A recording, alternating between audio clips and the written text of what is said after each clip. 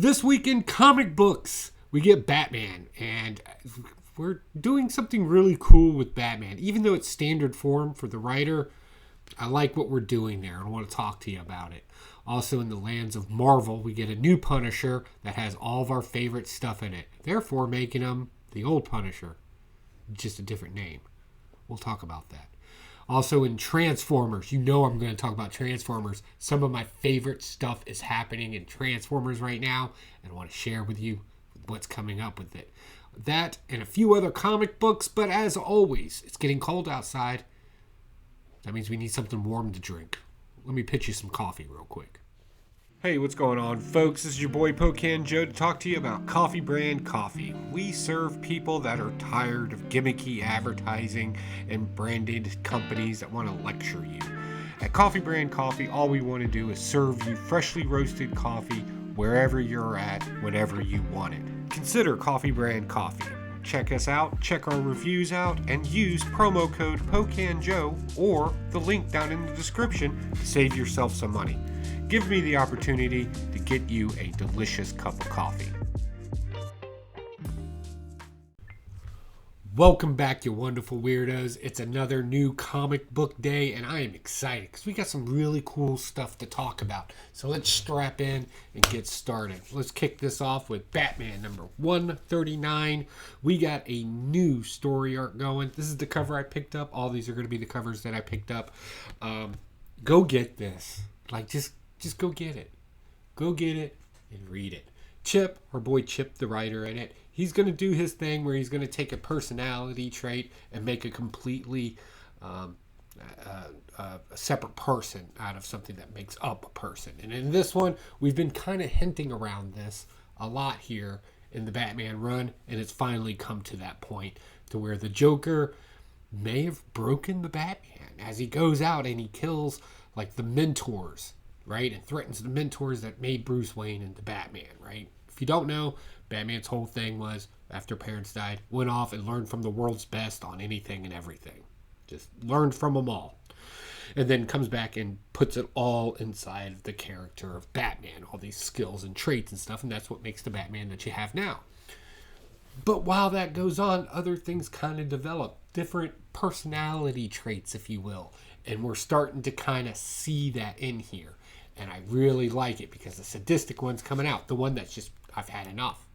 It's time to start dropping bodies, right? A little bit more sadistic versions of what these skills can incorporate. And I think that's smart, especially against a villain like the Joker, right? You can punch that guy all day long. He's just going to laugh at you. You can't do any better. This is also a good example of the difference between having a behavioral disorder and an actual mental disorder. Right? Obviously, the Joker's got something wrong with him. I know tons of YouTubers out there are like, he's not insane. He's blah, blah, blah, right? But he's supposed to be perceived as being insane. It's kind of the gimmick behind it. But with that said, with a mental issue, having a behavioral issue, like a good example would be antisocial disorder, right? Something along those lines. The 0 F's, right? Philosophy of life. Right, that don't care about anything or F around and find out mentality, right? These would be behavioral traits. But in this one, we're going to take Batman, we're going to let his behavioral disability, or not even disability, this trait at this point, kind of shine a little bit. I wish I could say this was new, but with the writer on this, I think we're going to get a different take on it. If we know Chip Zdarsky well, I always have trouble saying that name. If we know him well, we know that it's going to get deep and it's going to get weird and somewhat superficial, but I think it will still be good. So yeah, I'm going to enjoy this. I'm probably going to run this story arc. You also get the story about Vandal Savage taking over Wayne Manor in here and why he's doing it. If you're going to live forever, you might as well make yourself king of the world. If you're going to make yourself king of the world, you're going to need a throne. And why not Wayne Manor? Batman's home. It's got a Batcave in it. So yeah. Moving on, we get Superman 76. So this is kind of thing where we take the Reeves Superman persona, if you will, right? The Clint Clark golly gee guy, and his little Superman mentality. and we kind of put him through the paces. Now, something you may not or may know from that particular time era, a lot of Cold War stuff going on, a lot of stuff against Russia. Russia was the enemy then. It was all spies and intelligence. Tons of documentaries on it, right? In this one, we're going to take Metello, and we're going to make him a Russian. If you don't know who Metello is, he's basically a robot / human cyborg, I guess. They never really explained it very well in that Superman run. And he's basically powered by kryptonite, right? You know, Superman's weakness. So they're going to move forward with that, but they're making him a Russian. So you got the Americans versus the Russians all over again. Or keeping up with current times. All right, moving on. Something that I just kind of, this week. Let me start off with saying it wasn't bad. You just kind of expected something different, and you didn't get it. So let's talk about What If Dark, the Tomb of Dracula, right? So here's your bait and switch of the week, right? First off, great cover, of course, right? But who doesn't like the attractive vampire lady? Blah, right? In this one, we take Blade, who's known to be half vampire, half human, because of his whole rigmarole of when mother got bit by a vampire, yada, yada, yada. It was during a lightning storm, he wasn't quite dead, and the whole 9 yards, right? It was a thing. Best explained in the movie, I think, better than any comic book ever did. But regardless, we can keep going down this road. And the big what if is, what if he gets turned into a whole vampire? First he starts off as a half vampire. What if he gets turned into a whole vampire? And then, like, everybody's roles kind of switch minorly in it. I don't know. There was one scene in here, I don't know, a couple of panels it took, where Dracula is now involved in the whole thing. He's the one that, bit him and made him a full vampire. And so he turns into a bat to fly away from him, and Blade turns into a bat, and they have like this little bat air battle. And I was just like, and it wasn't cool like Top Gun where they're chasing each other down. Or no, they're just up in the air, just kind of flapping their wings at each other.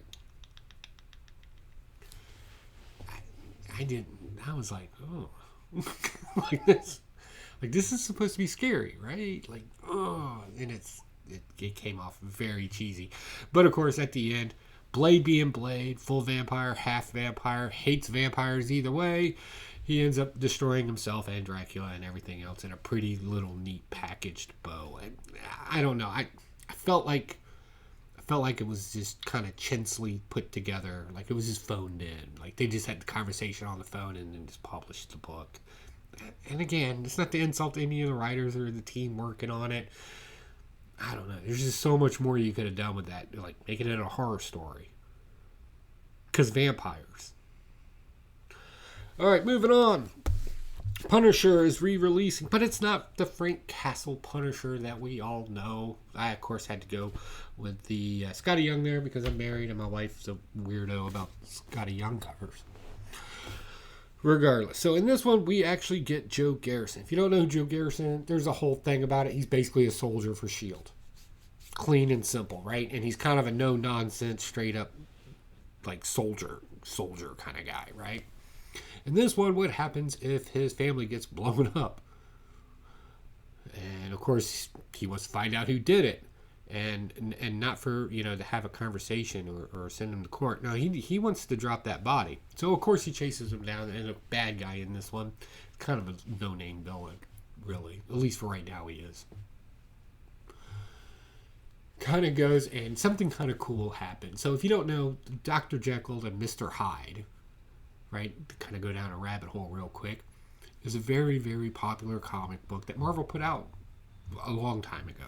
And in this one, we finally get the appearance of Mr. Hyde back in comic books. Now, he's made appearances here and there over a very long period of time.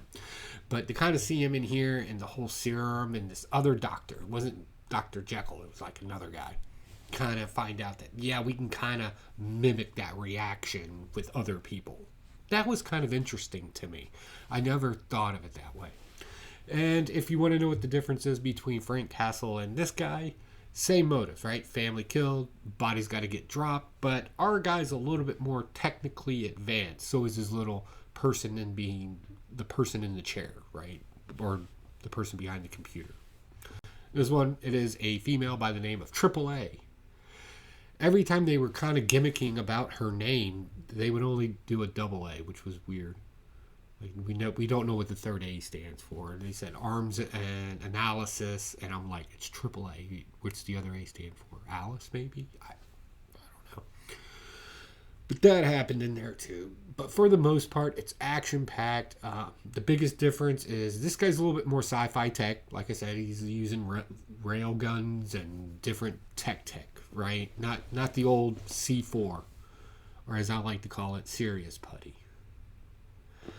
So yeah, pretty good. I think I'll go down this route. I'll go down this route and we'll see what happens with this one. I'm a Punisher fan. I'll read Punisher. Yeah, love it. All right, moving on. Another bait and switch this week. We got 2 bait and switches this week. I'm going to tell you why. Thanos 1 came out, right? And this is called The Return of the Mad Titan. But here's the thing. I don't think he's actually returned. So this comic book starts off with a random girl, kind of gothish, right? I'm presuming. And she kind of has a job at a pharmaceutical company of some sort. And we kind of go through her daily life in Fresno, California. Why Fresno? I don't know. It seems like the most random city in California to choose. Maybe the writer's from there or something. I don't know. So, and then like all of a sudden, all hell breaks loose because Thanos has returned. He cuts out the city and starts lifting it up into the air.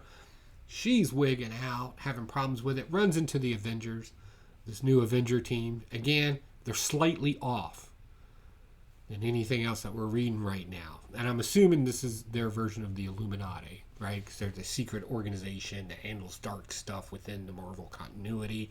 So you kind of get the mixture of like Emma Frost, Iron Man, Strange is there, right? Reed Richards, of course, because Reed Richards. Right? And they're like, is this the girl? Yeah, this is the girl, blah, blah, blah, blah. And while they were getting lifted off into space. So here's my thing. I think this is one of those stories that I hate, where they set up this great scenario over the top, like even for a comic book, it's over the top, and then come to find out it's actually the person's mind that's doing it. In other words, we're trapped in her mind. I hope that's not the case. I don't like that kind of storytelling. I don't know why. It just bothers me. But yeah, so will there be a second issue in my collection? Nah, I'm pretty sure I'm right about that. Okay, moving on into Independence. We got Count Crawley. If you missed the first volume of this, it's fun, right? It's one of those kind of weird offset books. Quick synopsis of it. We got a person by the name of Jerry, who's a news reporter, and she does not... she's an alcoholic. Like, not the typical alcoholic. Like, she's like, what is it? Again, we've talked about this last week. Women taking bottles to the head. Drinking straight from the bottle. Like, that's weird to me. But she's that kind of alcoholic. And she's in recovery. But, of course, you lose your job as a reporter. You end up some sideshow host for a horror type movie type thing. Kind of like a Dr. Madblood or whatever that popular one in Chicago is. You know, comment down below if you the one. Anyway, but to become the host of this show, you automatically accept the title of some sort of monster hunter, right? So now you hunt monsters, and this kind of picks up where the old host has to kill a werewolf, but the werewolf is a friend of hers, and he's different according to her. And you know, he's kind of old school. Werewolves are werewolves, don't judging books by their cover type scenario, right? But what's interesting about this is the array of characters you're going to get in this. I think the different next threat is an ice cream man who's just giving away Halloween masks that obviously transforms kids into these hideous monsters. Like that movie. I've been thinking about this ever since I read the book. There was a movie in the 80s where the kids put on like a Halloween mask that was sold to them, and there was like a computer chip malfunction, and it made the kids living zombie monsters that couldn't take off the mask. I cannot remember I want to say mask, but that doesn't sound right. I even looked it up online. I couldn't find it, but I know it's a movie. Unless there's a Mandela effect happening right now. This very moment. Anyway, so yeah, okay story, not bad. If my comic book store has issues too, I'll probably pick it up and check it out. It's fun. It's fun. And of course, with all the stress of everything that's going on in her life, she's drinking again. Apparently, bad things happen when she drinks. So let's see what happens. Next, Petrolhead. I have been trying to figure out the best way to describe this issue number 1 to you. I really have. I'm not really sure how to describe this without it coming off dumb, because it's not. It's actually good. It's very engaging. So I'm going to do my best here, and if you're like, oh, that doesn't sound like something I want to read at all, then just give it a shot. It's not the pick of the week, but it's up there. I really enjoy this kind of stuff. So in the not so distant, or in the future, not so distant future, apparently we gave up NASCAR and robots are now racing cars, right? Petrol type cars, and they're running into each other, but everything's kind of set up because it's more entertainment, right? Think WWF in the wrestling world. It's kind of scripted out, and popularity is determined by who the winner's going to be, type of thing, right? So there's obviously something in control of this. And then moving a little farther into the future, everything goes to shit, and everybody has to live in dome cities because the air is bad, environmental whatever messes happens. And all these robots have to kind of live in what they call smogland now, and they're not welcomed into the domed cities, the beautiful cities, right? But everything's corrupt and just a facade in the cities, right? They're really kind of just totalitarian at best, where something's secretly in control of everything and making scientists study certain things and make certain things just not better because you got to keep up appearances. So yeah, I like it. There's carnage, there's machinery, there's robots, there's people that need help, and there's lies being told to people, and the truth needs to get out there. I like that aspect of this story, and I'm really enjoying it. And you got a rough around the edges robot that smokes cigars. This is cool, man. I don't want to tell you. All right, moving on. Creep show. Can't go wrong with a good creep show, right? And this one, 2 stories. Again, this is always the you get what you ask for and then deal with the consequences of what you ask for when it turns into a horrible idea. And that happens in here. One lady wants to live forever, finds out real quick that forever's a very long time. That she just kind of sits there as the world just goes away around her. And in the second one, we get an interesting story about greed and double crossing people, right? And rubies and gems and what really powers that kind of stuff. It's good. It's good creep show fun. Like I haven't met anybody that's like, I hate creep show stories. It's like they're just great little allegories. All right, guys, here we go. I'm just gonna go ahead and do it now. Let's get the fireworks out of the way. Fireworks. Let's talk about Transformers number 2 coming out. If you didn't know, right up off the bat, you're going to get a preview of the new G.I. Joe comic book coming out, The Duke, right, where they talk about Duke. And Duke, being the solid soldier he is looking a little rough these days. Oh, I hope they chase that down. And also, he makes an appearance in the comic book as a fighter pilot that gets shot down by the Decepticons. Yeah, that happened in here. So we're already merging the universes together. You also get this cool little thing where we find out that the dad of Spike, his last name is Witwicky. You remember that from the movie? The Witwickies? Yeah, they used that name in there. I caught that immediately. I hope you did too. And I didn't spoil that for you. So yeah, in here we find out that, and I really like this issue. I really like where they're going with this.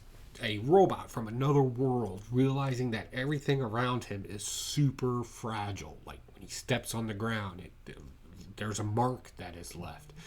Stepping on an animal, it's just basically a bag of fluids to him, and they kind of address that in here. And also, I love the way that they kind of hinted towards this kind of the catching the nuances of language. So like mom and dad don't exist on Cybertron. Those are not words that would be used in Cybertron. He does not understand what those two words mean, but he understood what family means. That is a word that they use there. So I thought that was really neat, and it made a lot of sense, right? Because why would a robot have a mom or a dad? And that concept would be foreign to it. But the idea of family, right? Like you've had friends that you've considered family, that close ties of family, right? That was explained in here, and I was like, that's nice. And then, of course, Optimus Prime is now starting to get the what we should expect from him. Hey, we've really interrupted these people's lives by bringing our war here. It is our obligation and our duty to take care of this, right? So now they're going to engage into this. And of course, the fuel, the things they need to survive is running low. That happened, right? So where's that going to all come from, and how will it turn out? I don't know, man. This is a great mixture of what we watched as a kid that was just enough to satisfy us then and keep us engaged, and taking just enough of that. And I'm not calling it memory pills or nostalgia injection in this case, but using just enough of that plus other things you probably were engaged with during those times, and just kind of use that as a seasoning. So think of like when you cook a steak, right? If you want a steak dinner, right? Minus the vegetables, because nobody wants that. All right? And you're about to cook your steak. You don't just throw the thing in the pan, heat it up, throw it on a plate, and eat it, right? You add a little bit of seasoning, a little salt, a little pepper, maybe a little Worcestershire sauce, some garlic butter, rosemary, thyme, whatever the case may be, whatever suits your flavor, right? And it seems like this book, the writers are really getting that. They're like, hey, we can't just mimic everything we saw. We got to update it. We got to make it clean. And we have to kind of explain a few things. And I really like that. And I think this is smart writing. Smart writing, beautiful artwork. Issue 2, I'm on board, especially now that we have G.I. Joe in the mix. I'm a G.I. Joe fan. So, yeah. Great week for comic books. Not even kidding. All right, so what's going on around the horn real quick? Evil Lair Project, we're working on something kind of special. I'm not going to spoil it, but definitely if you haven't subscribed to Evil Lair Projects and Builds, you definitely want to check that out. Please check out my coffee. I've got tons of great flavors in there. We got jacked pumpkin right now for all you pumpkin spice people, but you don't want to say pumpkin spice. You can say jacked pumpkin, and that sounds better. Sounds a lot better. But if you want some blueberry cobbler, me personally, I like just the basic roast, the medium and the bold. Those are my two favorites. So definitely give that a check. Don't forget I got a merch shop. My Evil Lair merch shop is down below. Fantastic artwork from various people. Plus we have some more designs coming soon, thanks to some fabulous artists out there. We'll talk more about that when it's time. All right, guys. I got nothing else, man. Get to reading. I'll talk to y'all soon. Bye.